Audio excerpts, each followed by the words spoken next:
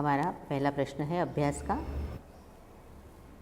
निम्नलिखित प्रश्नों के उत्तर दीजिए।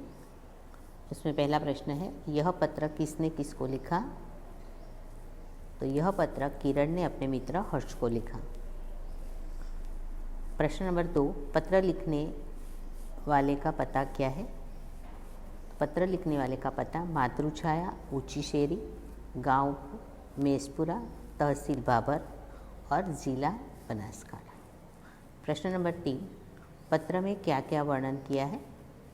तो पत्र में भारतीय नागरिकों की अपने कर्तव्यों के प्रति लापरवाही और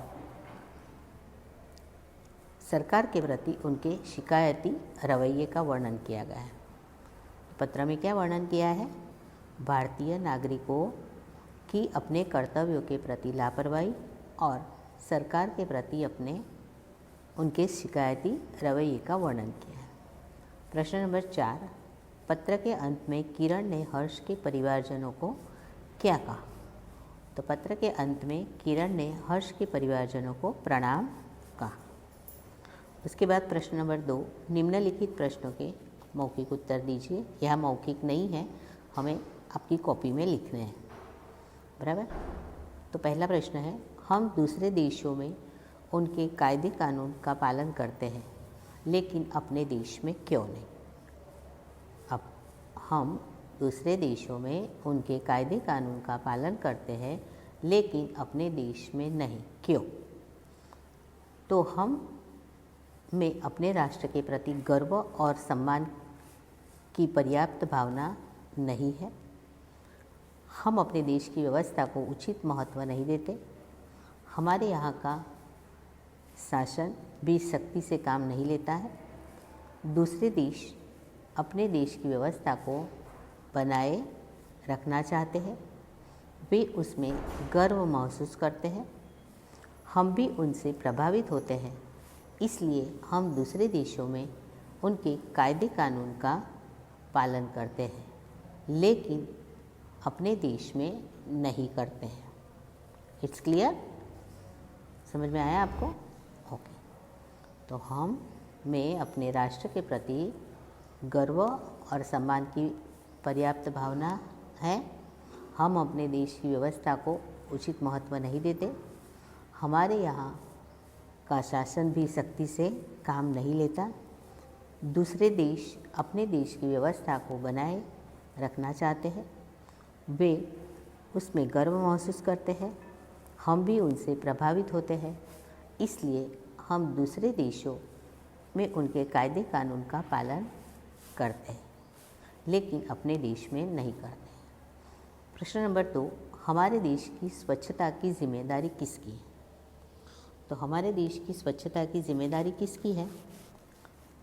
तो स्थानीय प्रशासन, ग्राम पंचायत, नगर पालिका एवं महानगर पालिका की है। हमारे देश की स्वच्छता की जिम्मेदारी स्थानीय प्रशासन, ग्राम पंचायतों, नगर पालिकाओं एवं महानगर पालिकाओं की है। It's clear? ओके। अब हम आते हैं उसके बाद वाले प्रश्न की ओर। तीसरा प्रश्न है, हमारे देश के विकास में कौन कौन सी समस्याएं बाधक है? तो हमारे देशवासी अपने यहाँ के कायदे कानून का चुस्ती से पालन नहीं करते।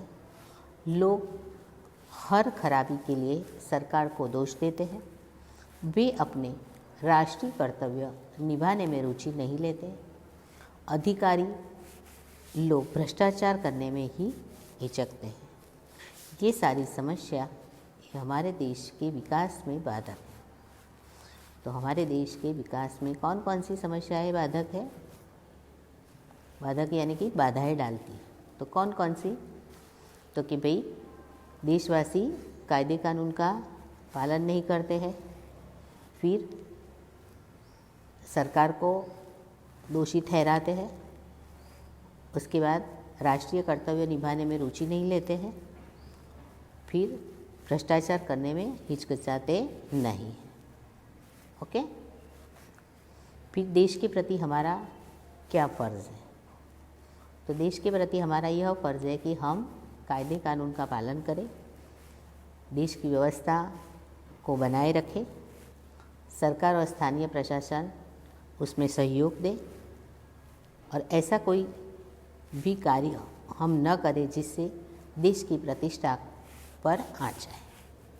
ओके, तो हमने अभ्यास के प्रश्न 1 से 4 की चर्चा की और इस प्रश्नों के उत्तर आपको आपकी कॉपी में कठिन शब्दों और शब्दार्थ के साथ लिखने हैं। It's clear? ओके, चर्चा